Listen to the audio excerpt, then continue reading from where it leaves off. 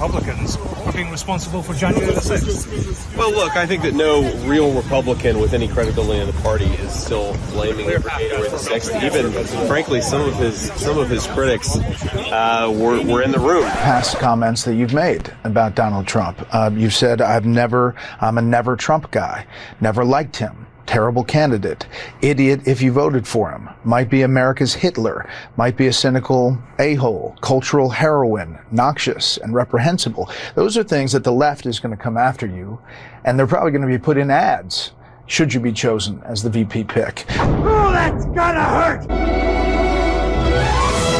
And the nominees for most shameless Republican desperate for a seat at the table are Ted Cruz and his performance in Sure He Called My Wife Ugly, but watch the applause that never ends.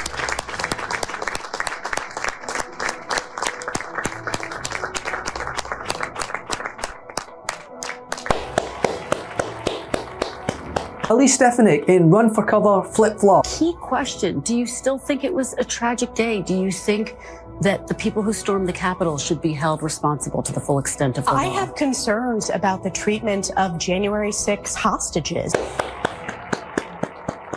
Marco Rubio in The Emperor Insulted My Intelligence, but please, take my clothes. I will never stop until we keep a con man from taking over the party of Reagan. 99% of the people that were at that protest did not storm that Capitol. They have strong feelings about the election. They support the president. Congrats, Mark.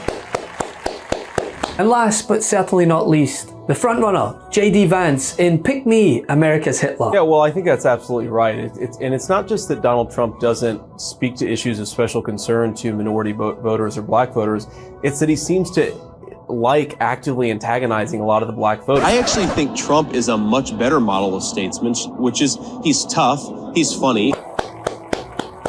And the winner is J.D. Vance for Pick Me, America's Hitler. Your prize is a $60 Bible and 2 complimentary tickets to a, quote, all-black church event held by your cult leader. As we've come to expect, there's a rather impressive level of shamelessness that Republicans possess, whether it's celebrating bills they voted against. Members request funding for pet projects. That's what an earmark is. And some Republicans have rejected that process as like wasteful and corrupt and that kind of thing.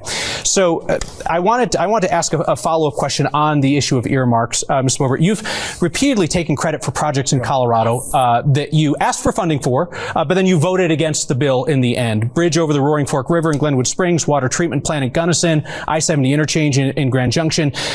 You're able to vote no and get the praise for voting no because you know that there are enough other Republicans who are willing to vote for those bills so they'll pass. Backtracking on their own past statements or forgetting their once firmly held belief that they'd never endorse a man who insulted their service member husband. Haley has made an unholy alliance with rhinos, never Trumpers, Americans for no prosperity. Did you ever hear of Americans for no prosperity?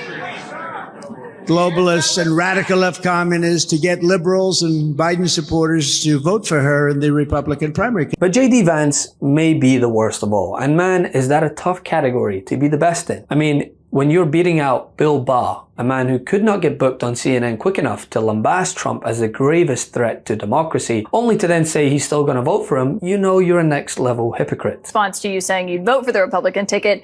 Wow, former AG Bill Barr, who let a lot of great people down by not investigating voter fraud in our country, has just endorsed me for president despite the fact that I called him weak, slow-moving, lethargic, gutless, and lazy. Based on the fact that I greatly appreciate his wholehearted endorsement, I am removing the word lethargic from my statement. Thank you, Bill. Yeah. It's classic Trump. What's the question? What's your response? Well, I mean, obviously, what I said was that I'm very disappointed that this country is stuck with this choice between two people who I don't think either of them should be president of the United States. But given that binary choice, I feel I have to choose Trump. But he's mocking you. But listen, one place I did not expect J.D. Vance's plethora of previous anti-Trump comments to be read aloud for him to react to in real time was Fox News. Host Brett Baier listed off all of his full-chested remarks, everything from calling Trump an a-hole to America's own Hitler, to which either the snake oil made it hard for J.D. Vance to hear, or perhaps he is the slimiest, most abhorrent hypocrite to ever appear on Fox News. And again, that is a tough category to win in. Republicans for being responsible for January the 6th. Well, look, I think that no real Republican with any credibility in the party is still blaming him for January the 6th. Even, frankly, some of his critics were in the room and were supportive and are supportive. So it's a good thing, and I think the Republican Party's in a good place. I know you've been asked about this before, about past comments that you've made about Donald Trump. You've said, I'm a never Trump guy, never liked him, terrible candidate, idiot if you voted for him, might be America's Hitler,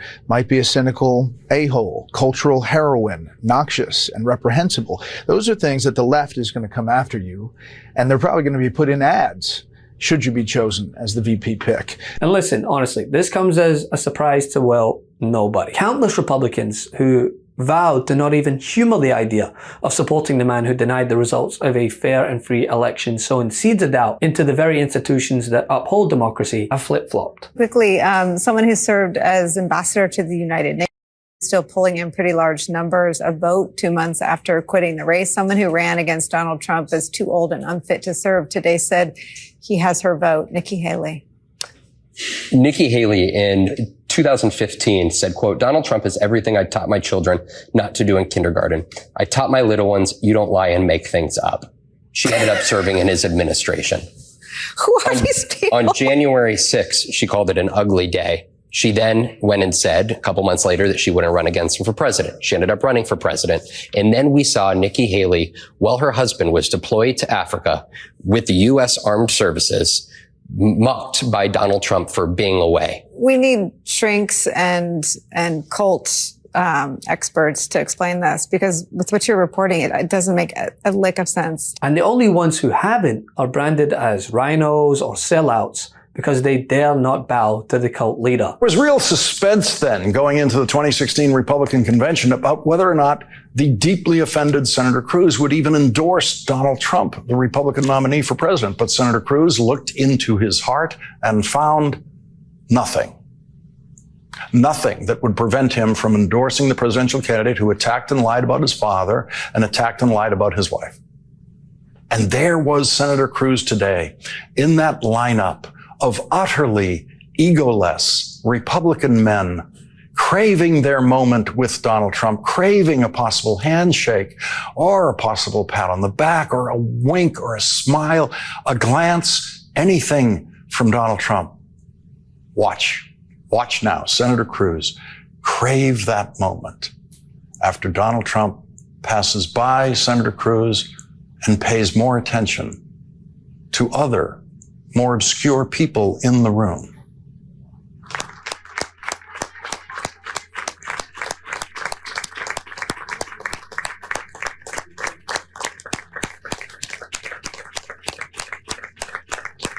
He kept clapping after Donald Trump left the room. After the door was closed, did he think Donald Trump could see through the door?